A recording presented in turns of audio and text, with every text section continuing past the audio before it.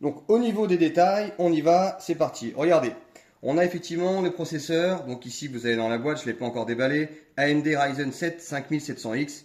En gros, clairement, ce processeur-là, effectivement, 8 cœurs, 16 threads, parfait pour du gaming, du streaming et du multitâche.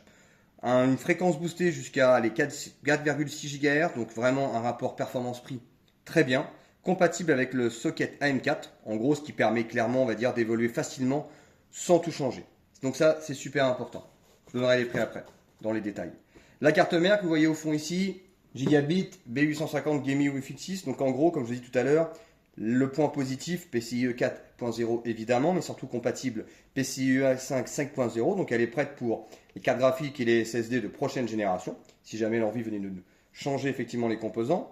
Elle prend donc en charge les SSD NVMe ultra rapides, clairement indispensable pour du chargement et du téléchargement de jeux, indispensable. Ce qui m'a plu aussi clairement dedans, la gamme donc Wi-Fi 6, elle est donc intégrée avec Bluetooth et Wi-Fi, ce qui nous évite de racheter en parallèle une carte Wi-Fi. Et côté évolutivité, on pourra mettre une carte graphique PCIe 5.0, donc ajouter plus de stockage sans souci. Maintenant, on passe à la RAM, ultra importante pour les délais de chargement. Ici, deux barrettes de 16 Go, du DDR5 évidemment, donc toujours également compatible avec la carte graphique. 6000 MHz, bref, 32 Go, on est vraiment tranquille, on est large. Petit zoom sur le SSD, le cœur de la bête pour le stockage. On est parti sur un Samsung, voilà, 990 Evo+. Concrètement, 1 Tera, ça suffit pour le moment, sachant qu'il y a plusieurs ports de toute façon. NVMe sur la carte mère, on pourra en rajouter. Mais voilà, 1 Tera pour le moment, sachant qu'à titre d'exemple, Fortnite c'est quoi, 70 Go. La mise à jour, quand vous la faites, il vous demande de stocker la mise à jour en parallèle, on monte à 140 Go. GTA 6 qui va arriver devrait être aux alentours des 140, 150 Go.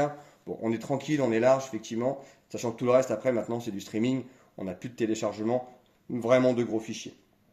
Carte graphique, j'ai misé sur, vous la voyez ici, l'Asus AMD Radeon RX 7600 Dual. Concrètement, performante, idéale pour du 1080p Ultra et même du 1440p sur certains jeux.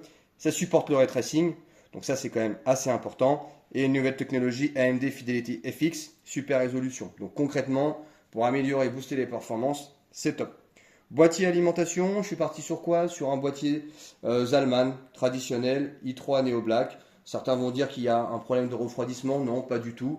Et en plus, pour le prix, franchement, c'est ultra compétitif. Je vous mettrai, comme je dis, le détail des prix tout à l'heure dans le détail. Mais concrètement, un Zalman, on tourne aux alentours de 65 euros. Donc voilà, super élégant, super pratique, 3 ventilateurs RGB, bref, parfait, parfait vraiment pour un câble management et une aération optimisée, en tout cas de mon côté. Et puis ensuite, du coup, on va terminer. Vous avez vu ici, Alim 650 watts, voilà, suffisant pour les composants intégrés. Et le dernier, forcément, l'écran qui est donc adapté effectivement à Niyama. Allez, j'ai pris du 180 Hz, indispensable quand même pour du frag.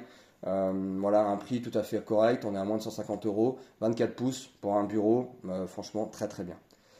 C'est parti pour les composants. Je mets tout dans les détails et on va après passer au montage.